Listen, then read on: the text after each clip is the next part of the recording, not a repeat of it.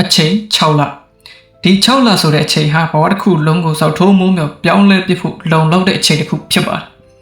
။ဒါပေမဲ့လူအများစုဟာလွန်ခဲ့တဲ့9နှစ်ကနေရာမှာပဲဆက်ရှိနေကြပါတယ်။ဘာကြောင့်လဲ။အာယုံစိုက်မှုမရှိလို့ဖြစ်ပါတယ်။ပြင်ပကဘာရဲ့စူညံတန်းတွေဆိုရှယ်မီဒီယာရဲ့ဆွဲဆောင်မှုတွေထဲမှာကိုပျောက်ဆုံးနေကြတာပဲဖြစ်ပါတယ်။အခုပြောမယ့်အကြောင်းအရာကတော့ Mark မို့ရဟန်းတစ်ပါးလို့တိတ်ဆိတ်ငြိမ်သက်စွာနဲ့ကိုယ်ရည်မှန်းချက်တစ်ခုတည်းကိုသာအပြင်းထန်အာယုံစိုက်တဲ့ကျင့်စဉ်ပဲဖြစ်ပါတယ်။ပြင်ပလောကရဲ့အနှောက်အယှက်မှန်သမျှကိုဖျက်တောက်ပြီး6လတိတိအခန်းအောင်ကအစိမ့်မြင့်တင်မဲ့လမ်းစဉ်ဖြစ်ပါတယ်။ဒီကျင့်စဉ်ကိုလိုက်နာဖို့စီမင်းလေးခုရှိပထမစီမင်းအထီးကျန်ခြင်းကိုရွေးချယ်ပါအောင်မြင်မှုဆိုတာစူညံနေတဲ့လူအုပ်ကြီးထဲမှာမရှိပါဘူး။တိတ်ဆိတ်တဲ့အခန်းချင်းလေးတွေကချွေးပေါက်တွေထဲမှာပဲရှိပါတယ်။အတိတ်ပဲမရှိတဲ့ပွဲတွေအပေါင်းအသင်းတွေဆိုရှယ်မီဒီယာပေါ်ကအတူရောင်ပေါ်ဝတွေကိုအပီးတိုင်ဖြတ်တော့ရတိတ်ဆိတ်ခြင်းထဲမှာသာတကယ်အတွင်းစိတ်အတန်ကိုကြားရပါလိမ့်မယ်ဒုတိယစီမင်းပြင်းထန်တဲ့အာယုံစိုက်မှု hyper focus လူတွေကြာရှုံးရတဲ့အဓိကအကြောင်းရင်းဟာအရာအလုံးကိုတပြိုင်နက်တည်းလှုပ်ချင်နေလို့ဖြစ်ပါတယ်6လတိတိအလုပ်တစ်ခုကျွမ်းကျင်မှုတစ်ခုရည်မှန်းချက်တစ်ခုတည်းကိုသာရွေးချယ်ပါကြံတဲ့အရာအလုံးကိုပြတ်သားသားညှင်းပယ်ပါ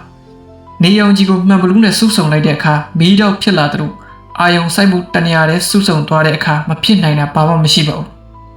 တတိယစီမင်းခန္ဓာနဲ့စိတ်ကိုတန့်စင်ပါခန္ဓာကိုယ်နဲ့စိတ်ဝိညာဉ်ဟာတိုက်ပွဲဝင်မဲ့လက်နက်တွေဖြစ်ပါတယ်ဥပမာအရက်လိုမျိုးအကျိုးမရှိတဲ့အစားအစာတွေကိုခန္ဓာကိုယ်နဲ့ပေးမဝင်ပါနဲ့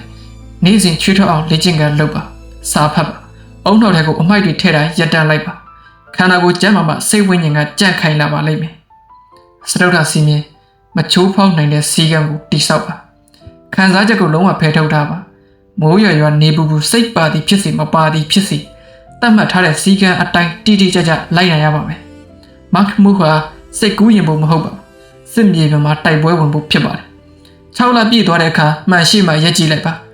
အရင်ကအားနေပြီးတွေ့ဝင်နေတဲ့လူဟောင်းကိုတွေ့ရတော့မှာမဟုတ်ပါဘူးတန်မဏိလိုခိုင်မာတဲ့အာယုံစိုက်မှုအပြည့်ရှိတဲ့လူတစ်တယောက်ဖြစ်ပြန်လည်မွေးဖွားလာတော့ကိုမြင်တွေ့ရပါလိမ့်မယ်ဒီ6လဟာဘဝရဲ့အပြောင်းလဲဆုံးအချိန်ဖြစ်လာပါလိမ့်မယ်ဒီနေ့ကစပြီး6လတိတိမတ်မှုကိုဝင်ရောက်ဖို့အစဉ်အသင့်ဖြစ်ပြီဆိုရင်ကွန်မန့်မှာ ready လို့ရေးခဲ့ပေးပါခွန်အားလိုအပ်နေတဲ့သူတွေစီကိုလည်းဒီဗီဒီယိုကိုမျှဝေပေးလိုက်ပါအောင်နော်အပတ်စဉ်ခွန်အားဖြစ်စေမယ့်ဗီဒီယိုတွေအတွက် STH Motivation Channel ကိုလည်း subscribe လုပ်ထားနိုင်ပါတယ်လို့တိုက်တွန်းပါရစေ